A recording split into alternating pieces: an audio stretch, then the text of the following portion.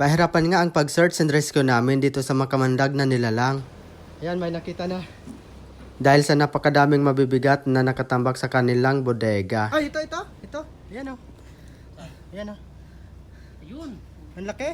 Ngayong araw nga ay may napatawag sa aming team para magpa-search and rescue dahil palagi silang nakakakita ng ahas dito sa kanilang bodega. Itong mga nakatambak nga ang kailangan namin dito ilabas sa bodega para mahuli yung ahas na palagi nilang nakikita dito.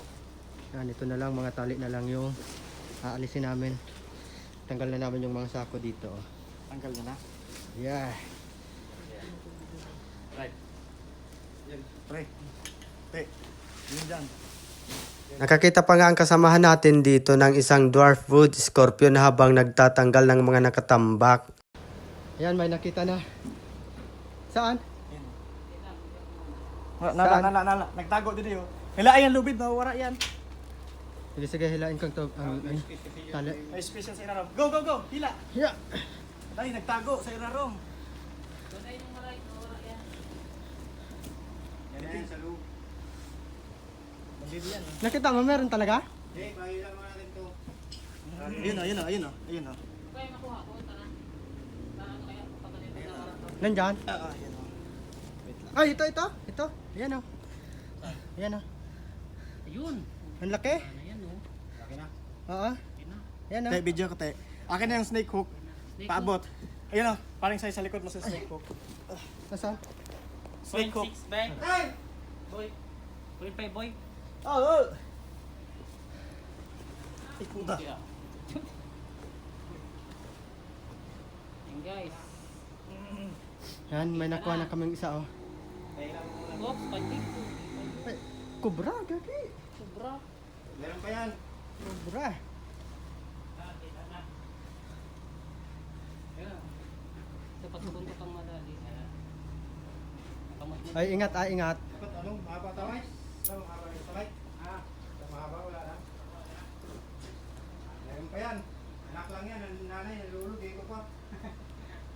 Pabungkal daw ka na eh. Kuya Kim. Pabungkal mo. Kamay mo. Oh, kamay mo. Ayun na. Palabas na. Go. Yun. Ay, ito. Uy, sa speed lang. Sumiksik. Hanip. Ang bilis. Utang bilis. Sa ilalim. Tanggalin niyo yan. Nakakatago yan. Ayan na, nakuha na yung isa. Hook. Akin na yung snake hook. Labas mo muna. Sobra? Hindi nga. Pinamita na ng bangko. Oh. May lagayan ba tayo? Ay, kinabataan. Yun lang. Ito ba? Tahawak ako. Ayun! Clue! Ay! Kapaya ko.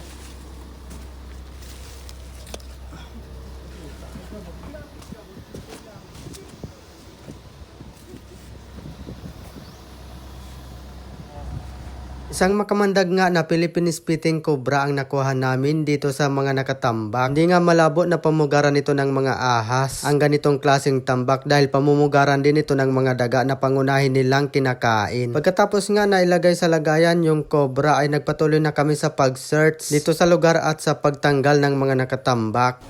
Ano, ginamitan na ng bako yung mga tali. Hindi kasi yan kaya ng tao. Ang bigat.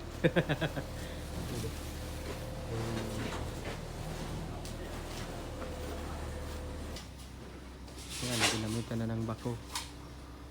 Tinalian. Hindi na kasi ito kaya ng tao itong kable. Yay!